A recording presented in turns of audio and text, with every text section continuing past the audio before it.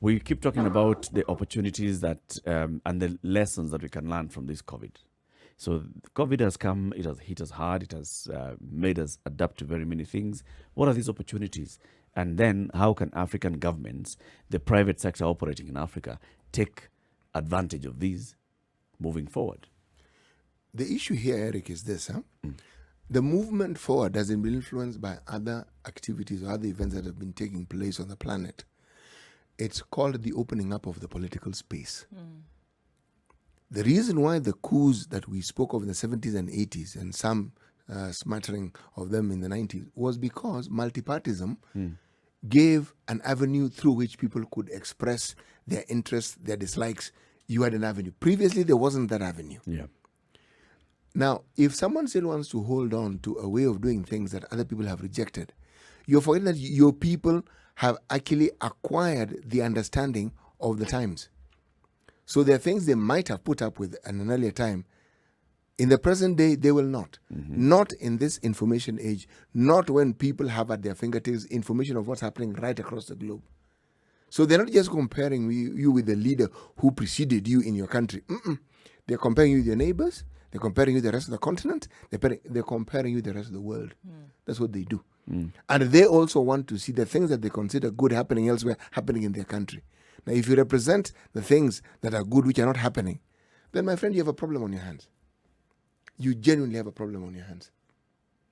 So let's talk to somebody who understands Africa's markets, right? And this is the Eastern Africa markets leader at EY Africa, Frank Mwiti. Frank, good morning. Good morning, Eric. How are you? Salama kabisa. Welcome to the Situation Room. Say hello to my colleagues. Hello, guys, and thank you for having me. Good morning. Good morning. Good morning. Frank, you see what's happening in Africa. I mean, you, as the EY Africa, have been looking at the markets in Africa, have been looking at the trends, and everything is intertwined. Business growth, political growth, democratic growth, all those are intertwined. And with what we are currently seeing in Africa, leave alone what happened yesterday in Mali, just look at everything else before that, and then COVID comes and hits.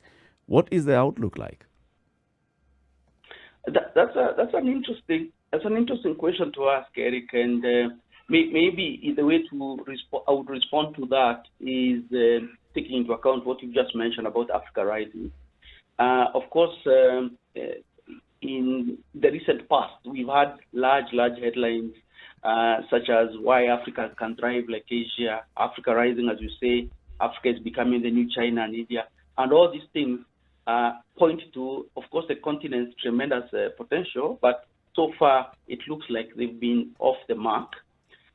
But at EY, based on recent reports that we've rolled out, actually we believe this time is different, and I'm happy to be held to account on that statement. And why we say that is there are three things that are actually coming together despite COVID and, of course, the other handships that are there globally, that we think give Africa a huge opportunity now to supercharge its growth. And that's around, number one, of course, technology and the enablement that technology is bringing to our markets. Whether that's, for example, our money transfer services, the ability for a large portion of our people to connect with each other almost instantaneously. And that is also opening up opportunities for our people in Africa. And Africa is very well positioned to actually take advantage of that. So that's the first thing.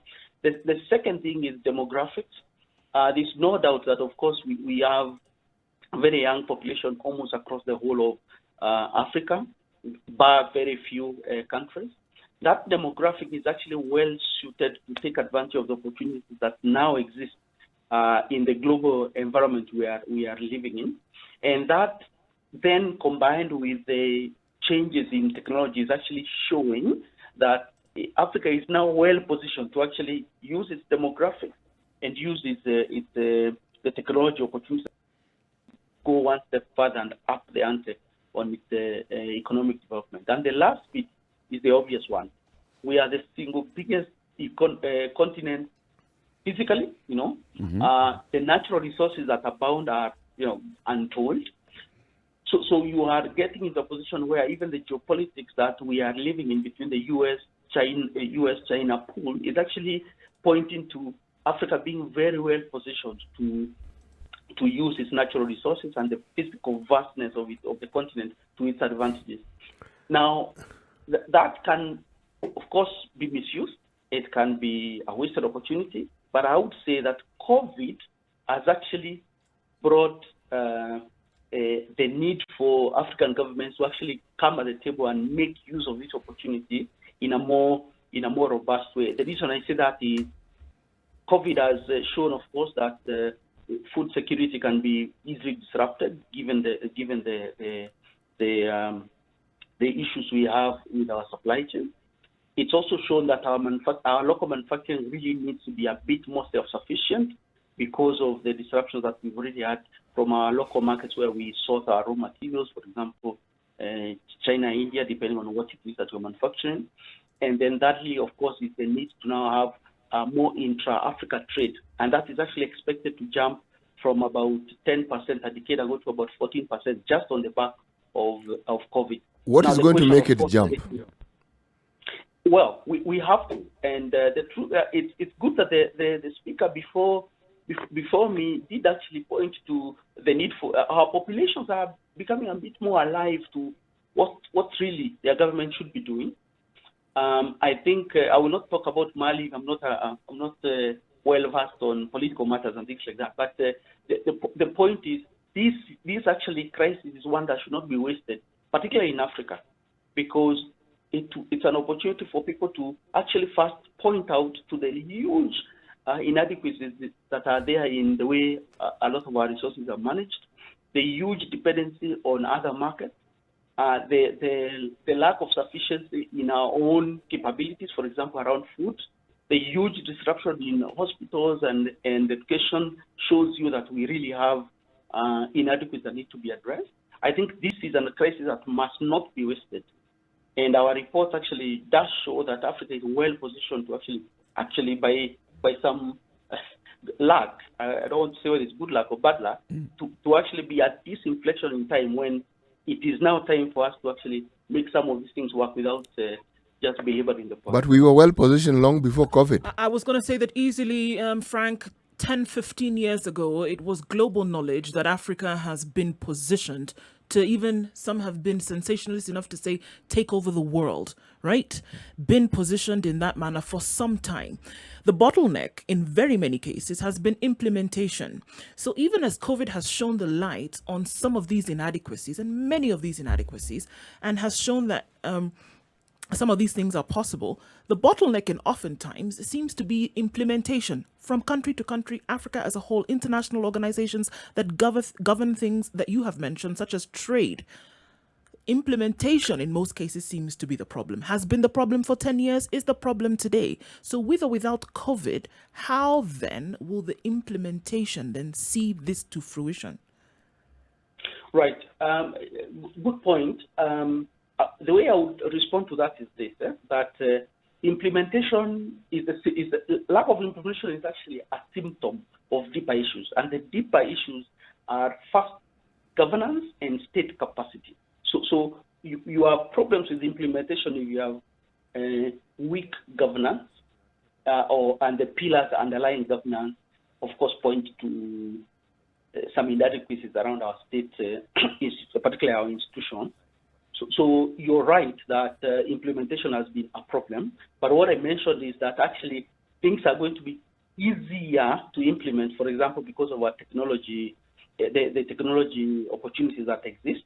The example I would give you is that the ability to actually reach out to our citizenry in various countries that we live in and talk to, give them awareness on either what government is doing or what it's not doing, for that matter, what they need to be held accountable for. It's much easier.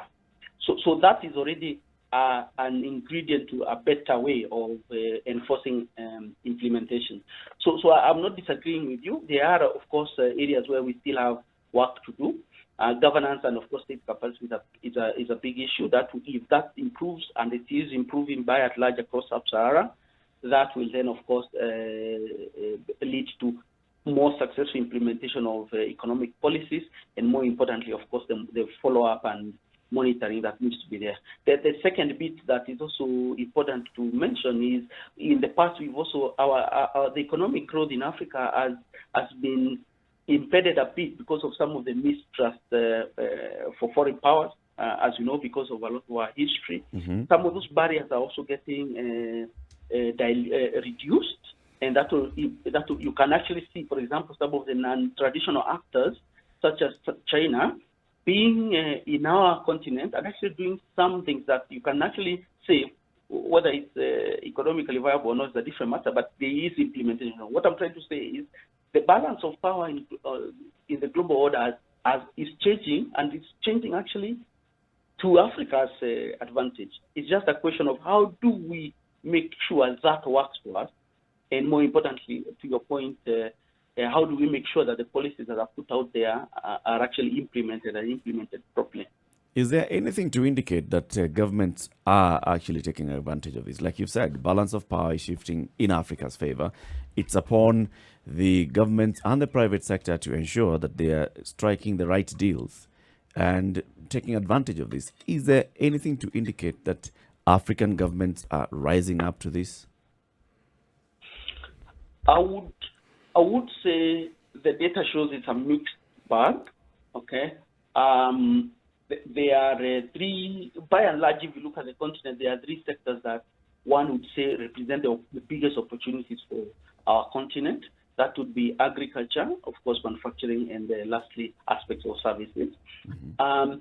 In agriculture, I think there are actually countries, including our own, that are doing a good job of making sure that agriculture actually is used to propel our economic development, and that will continue to be the case, to be honest, because that sector is going to be a growth engine for probably a long, long while, knowing that Africa's growing population is forecast to double by 2020. So it can't not be solved by imports alone. We have seen policies being rolled out that reflect seriousness around making sure agriculture works for us. You know that across the world, Africa is the remaining 60% of arable land is actually seated here in Africa, and we can see there are examples of that happening. So I would say, at least for agriculture, that is happening. Now, of course, there is foreign money that is coming to make large-scale commercial agriculture work in Africa. There is still work to be done around that, but you can see countries like Kenya, Ethiopia, our neighbors in Uganda and Tanzania, actually, there is actually work going around that. No, Frank, my question was actually about governments taking advantage of this and ensuring that the kind of deals that they strike with anybody who's coming to invest in Africa is to the advantage of the people of Africa. You have seen all these stories that abound all over the media, that some of these contracts that are being signed off by governments in Africa are going to be to the greater benefit of the Chinese or the other Western powers. Are African leaders thinking about their people? Perhaps let me give you a live example, like the US-Kenya trade deal that is still being discussed. Yeah.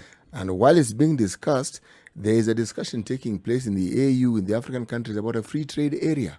How would this particular agreement affect this free trade area that the continent is discussing? The other countries that have also had agreements with other countries in the West, how does it affect this unitary plan that we seem to have? Okay, so maybe let me start with the comment that Eric made, and then I move to that bit about the Africa Free Trade Continental Area. Maybe let's start by saying that, of course, we have a diverse range of governments on the continent. The responses will be mixed. They have been mixed. We have seen, for example, countries negotiating very favorable concessional funding from the likes of World Bank and, of course, AFDB, that I think our governments are taking advantage of, because those are facilities that are being made available for various countries to help navigate COVID-19. So there are examples of actual government taking advantage of this crisis to actually have conversations that are beneficial to the various economies they are responsible for. So that's happening. I would say that actually out of 10, I would say It's a 7, maybe a 6 in some cases out of 10. The bilateral discussions, case in point, the one between Kenya and US, as you've cited, I personally think that's the right way to go for two reasons. The first one is the truth of the matter is the new Africa Free Trade agreement will take a while to actually get bended. Okay, so the spirit, I think, is there. The government, of course, for example, in Kenya, is part of the signatories there, and there is work behind this initiative to make that work. It will be a while. It is important, I think, that we agree that every country needs to, of course, make sure that it sorts itself out and takes care of its people. The U.S.-Kenya trade treaty is supposed to actually be, all the press shows it's meant to be used once it's successful as an example of what can be done with other countries, and maybe that then becomes potentially an input into the larger Africa continental discussion, or maybe a country-by-country type replication. So that's important, and that needs to happen, because in fact it should be a learning point for our government on how to negotiate with other entities going forward, given that, of course, the importance of US in this dynamic. So I think there's advantage there. But it is also true that we've had some failing, and that's not just our country. Many of the countries in Africa have had what I would say imbalanced agreements. That's changing. It's going to be a long shot, in my view, for some countries. But I also believe that the African Free Trade continental area actually is a good framework to then drive inter-Africa trade first and foremost, and then, of course, trade with other external entities. So at the cornerstone of that EFCTA is actually driving intra-Africa trade. So you can see that there is really a slight, it's not one like for like between what US and Kenya, for example, negotiate versus how Kenya takes advantage of the intra-Africa playing field. Nyeri 90.9, Eldoret 96.7. In Nakuru, we are on 96.0. In Kisumu, it's 102.5. And Mombasa at 87.9. We're also live on KTN Home and www.spicefm.co.ke, as well as Spice FM KE on YouTube, Facebook, and Twitter. On the line, we have Frank Mwiti. He is the East Africa Markets Leader at EY Africa. We are talking about Africa Rising and whether Africa is still rising despite everything else, COVID and all other challenges. And CT, before we went to the break, we had asked Frank about what you're seeing now, the negotiations between Kenya and the USA on a trade agreement, vis-a-vis what we are seeing Africa-wide, the talk that has been there for a while on the formation of the continental free trade area and how long that will take, and whether those two are competing. You see, the agreement that we are discussing with the U.S. reminds one of an agreement the U.S. had with South Africa. So it's something you can learn from. The impression one got was that the U.S. trade agreement was more or less isolating South Africa and working with them and not considering the rest of the continent. And yet the discussion that the continent has been having is so that we can have commonalities in platforms from which we do our business. If you look, say, for instance, at just the simple issue of logistics, our logistic cost on this continent is 7 times higher than that of Europe. So if you're talking about competitiveness, the moment you have that disparity, then this discussion that we're having actually becomes moot. For the simple reason that you can discuss the platforms, but when it comes to actually ensuring that there is some benefit derived from it, the cost alone will push out any benefit that you may talk of. Now, when you talk about the difficulties, of course there have to be difficulties. Of course the countries are different. But of course, where Mr. Mwiti is right is there's the understanding that we do have the resources and that if we work in a certain way, we can benefit each other. We can. But that isn't happening. There's talk about it. There's lots of talk about it. Intra-Africa trade Yes, and all. there's lots of talk about it. But what we see is how African countries get into agreements. The US was just an example with other countries to do business with them and not necessarily taking into consideration this so-called continental benefit. But I don't get it though, City. I mean, if you look at Africa itself, intra-Africa, there's been all this talk and all these economic blocks that form.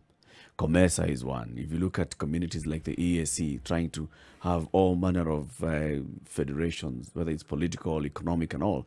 Look at West Africa, Southern Africa. We have those. Of course we do. And then we have the continental one that's now looking at how we can trade better within the continent. Yes. That doesn't mean that we isolate ourselves from the rest of the world. If you have an understanding... Or are you saying that then it should be all of us collectively as Africa negotiating with the US? That would be the desired end, but it doesn't work that way, because some of these countries that we speak of, we've had relationships. The variety of African countries have had relationships with. You see, trying to get the continents act together is a work in progress. It is not that you shouldn't have an agreement with these other countries. By all means do, but make sure that it's aligned with the agreements that have been discussed and have more or less been agreed on should benefit the continent. That's really what it's saying. But if the idea of isolation comes into being, then it means that the understanding is just between you and them. Now, no country gets into an agreement with another one to benefit the other country. No. You first of all consider the benefits you are going to get, and then you throw in as a sweetener the benefits that will accrue from this deal for that other individual. Remember, the broader discussion about the continent and where Mr. Mwiti is right is with this very understanding that he is actually putting across. But this understanding, as things stand right now, and the reality surrounding it is, it falls in the realm of a lovely dream. What do you say to that, Frank? I quite like the summary end there about it being a lovely dream. In many ways, I can relate to that point. But I think there is 2 points to make there, which is that it is true that one would say there are, of course, the U.S. motivations for getting into the proposed FTA, the free trade agreement, is about largely a symbolic move by the U.S. to neutralize probably China's influence in Africa, and maybe there is reason for that. But the negotiating objectives that were announced on 27th May around the Kenya-US free trade agreement was twofold. It was about building on the objectives of the Africa Growth and Opportunity Act, AGOA, which, as you know, it needs to be renegotiated on the back of it's, of course, coming to an end. So that's important. You can argue that has not been used to its full reality, and that there's room for growth there, for improvement there. And of course, the U.S. then talks about they're also doing it in a mutually beneficial trade agreement that serves to be a model for additional agreements across Africa. So there's that bit.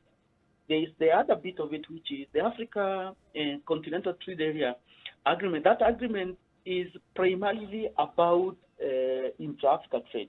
I do not necessarily think these two things are mutually exclusive. I do agree that perception here is, it's almost showing that Kenya is providing cracks in the armor to push collective agreement as Africans out of the, in a different direction. But look, I think the two are not mutually exclusive. I think we need to go in here and negotiate. And that's actually maybe the ask that you're highlighting. Our government needs to negotiate in the context of course, first and foremost, Kenya, and secondly, of course, in the context of our other neighbors around Africa, knowing that there's going to be a continental trade agreement that is coming through. That has not been implemented yet. These things take time. I would rather we did both, negotiate very hard, and of course get to a point where one is complementing the other. I do not think that it's winner takes all. We either do a deal with US and we ignore the Africa agreement. I think it's about driving a very hard bargain with the US, get the right things for our people. In the meantime, see how to then complement that with the Africa-wide initiative, which is primarily meant to drive intra-Africa trade rather than export, which is what, of course... Mr. Mwiti, to be able to drive a hard bargain, you need to have an upper hand. This upper hand that the continent has, what would you say it is? If I just use Kenya as an example, as the key thing here. There's a reason why Kenya actually continues to be very, very important for not just US, but even the Chinese and actually other Western interests. The geostrategic location in East Africa is here to stay with us. They're not moving the country. That's for sure. Kenya is an economic powerhouse in Eastern Africa, so it is a vital entry point for US companies in the region. Indeed, even if you were to extend that to other geopolitical issues like the US war on terror in the Horn of Africa and the counterterrorism efforts that are being driven around our neighborhood, actually, Kenya sits at the center stage of that. So there's that bit which we actually need to use to our advantage. China is also aware of Kenya's value. It sees the country as an entry point for Chinese investment into the rest of the continent, and has even pursued a free trade agreement with the East African community, which, as you know, failed. Yeah. So we actually have bargaining power. Do we use that power, though? I'm looking at countries across the continent, and we go into these agreements, or we go into these contracting, or we go into these acts and such. Do we use the knowledge of that power? And even segueing into another question, do we use information then to make decisions upon which we can bargain and negotiate? Nobody has to tell Kenya, for example, that they are strategically positioned to do so many things, to make so many decisions, to have the upper hand that CT was talking about when it comes to bargaining. Do we use it to its maximum potential to be able to get through what you can get through that bargain, to get what countries can? Do we use it? Or is it just common knowledge and then we just, prance about with that information on our shoulders and not actually apply it to something that is going to help nations? I would say the short answer is no, we don't. And it's unfortunate in many ways. Having said that, I think in the lens for US, Kenya, I think we also need to, of course, at least be realistic that there's a huge discrepancy between the US bargaining position and ours. So there's that bit. Now, what I think we need to be saying is, this time round, how do we negotiate differently in the context of we actually are in a sweet spot as a country? Number two, there's the context of Africa Trade Agreement, the larger continental agreement, as you say. And thirdly, we really have almost a lifetime opportunity to actually do something decent this time round. So I agree with you. We've not done it to the best. We've not used it as well as we should have.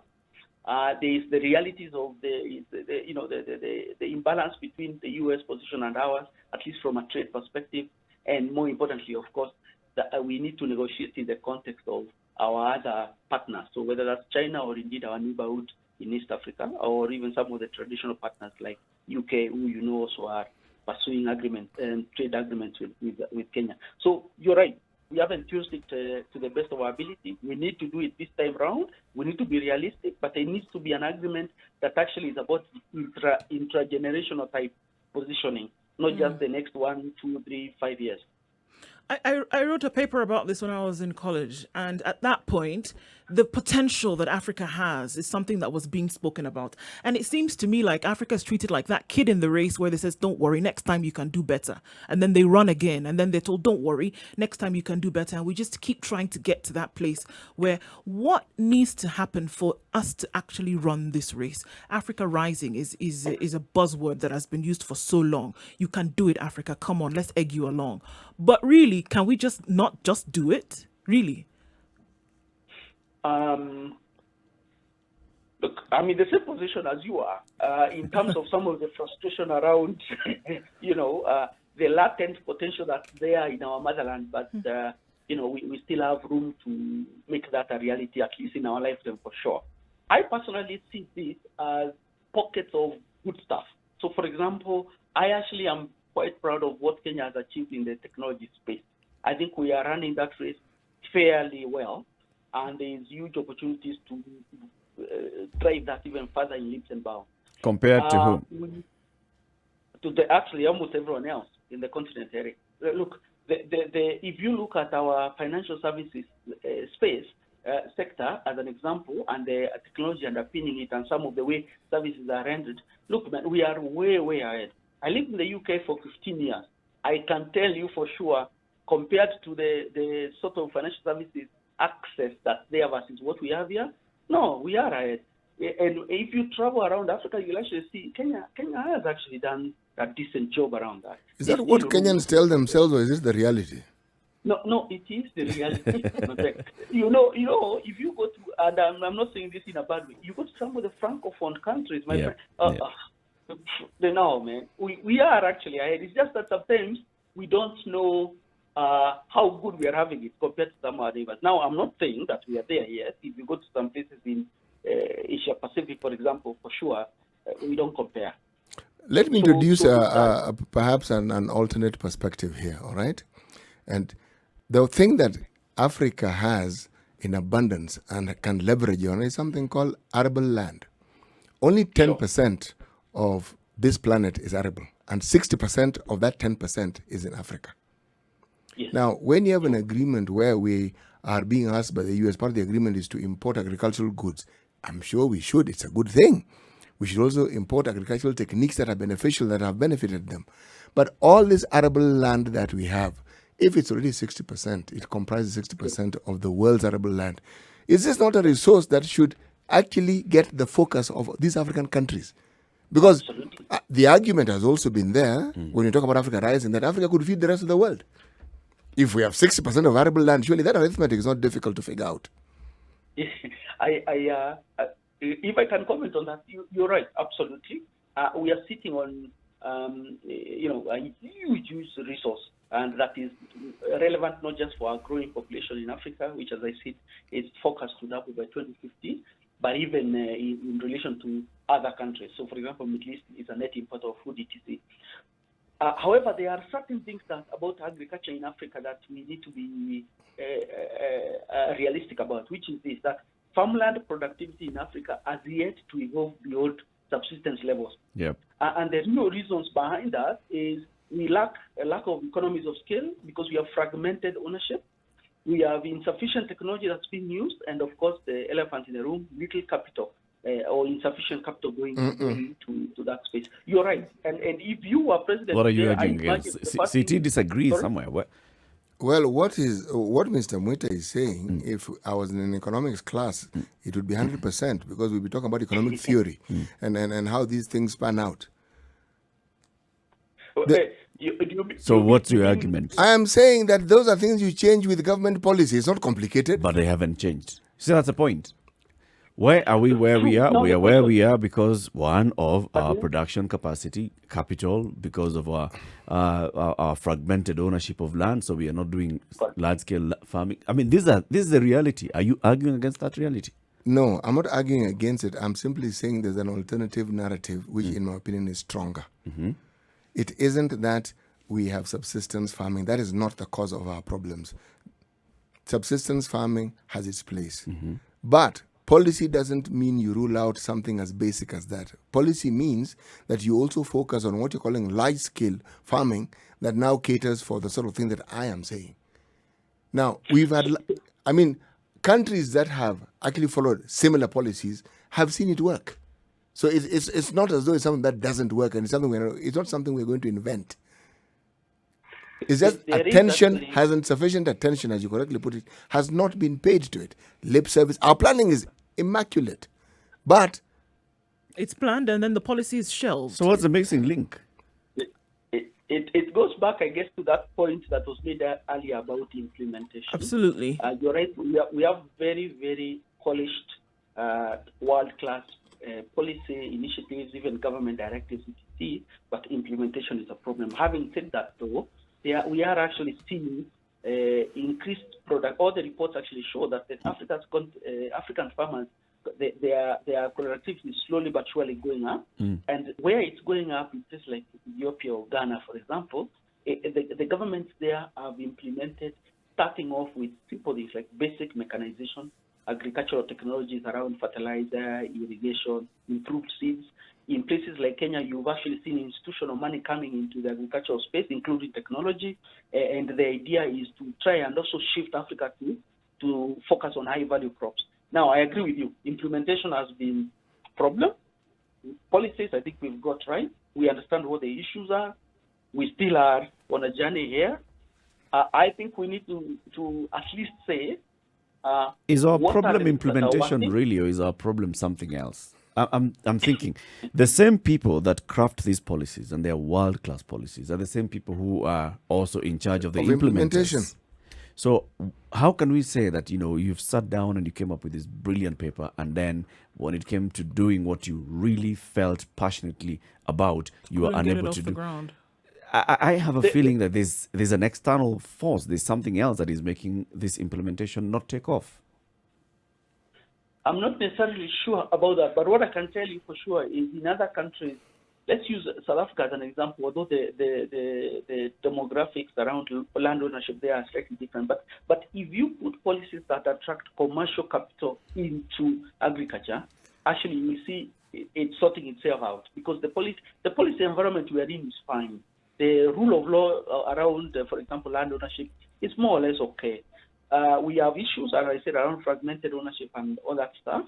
But the truth is, to get into serious commercial farming, you need to attract commercial capital. To attract commercial capital, you have to have that direction as a kingpin of how we want to develop the agricultural sector. Maybe there are other forces, but I'm not aware of those. I'm a firm believer is we can solve our own issues without necessarily Being thinking that they are foreign forces being that interfered are, with. I wouldn't. I have So not seen so evidence you're that- therefore saying that we are the same ones who are unable to implement. We have the brain But to Eric, think, but not the hands Eric, we're to not do. unable to implement. So why aren't we implementing? Look at the Not coffee to. and the tea industry. These two industries have small-scale farmers. And for the longest time, even with that structure, they functioned and they thrived. It's not as though they didn't thrive. And the reason was because they understood collectivism. Meaning you may be a small-scale farmer, but you're part of a bigger body. So essentially, it must as well be one large-scale farm, given what you people how you go about your business. If we were to talk about improvement, I would talk about technology, because some of the problems we have is even the losses of what we actually produce. Pre and sometimes even post-harvest. Lost, meaning it either rots, it delays, something happens to it. So you never actually realize the full value of it. So let me ask you, is it that we do not know that we need We know. technology? Is it that we don't know what kind of technology We know. need? Is it that we don't have any paper that talks about the technology that is needed? We know. So where's the gap? The gap is that over time, we've had a situation where the very thing that needs to be done is like there are a group of people who seem hell-bent on ensuring that the very things that ought to work don't work. It's not prioritized. And that's the thing. We keep talking about developing and wanting to develop. However, the development is not the priority. And unfortunately, it is at the point of leadership. And I would say that if you look at the private sector, look at private companies that are invested in agriculture, look at private companies that are invested in technology, why do they seem to be able to go and grow in leaps and bounds in the same countries where we're saying we have problems with? Why is that? Why do private companies, why are they able to then develop energy strategies? Why are they then able to go into that? Why are they able to develop or even invent and then also create and innovate along these lines? But then in national governments are not able to do the very same thing within the same geographical locations. Why? Why is that? Because it's not a priority. It's not a priority. I'll give you an example of Nigeria. Look at it where it has been hell-bent, hell-dependent on oil. You have private companies in Nigeria who are going the agricultural way and are succeeding. Why is that? It's not a priority. Had it been a priority... So what is the priority? The priority is to keep staying on one point and trying to milk out of a cow that is And you already understand dry. Essentially lining your own more than pockets. There you 100 go. million And lining Nigerians, your own more than pockets. 100 million Nigerians have no priority, don't have that priority. We're talking about how many years of Nigeria's independence where Nigerians have ruled themselves. Over 100 million Nigerians have never come up with that priority. The priority is there. Not for the national government. Okay, so who's this government? Not for the national government. Governments come in, The governments national go, government, the governments are one put who in has by people. who has the power, Yes. who has the machinery to get this and get it done, are more interested in lining their own pockets, unfortunately. And it is a very small, it is a minute percentage of the general population. State capture. There you go. And that's why I talked about an external factor. And this tech capture is not just because there's a cabal in government that is thinking very Pan-African. No, it serves another interest somewhere.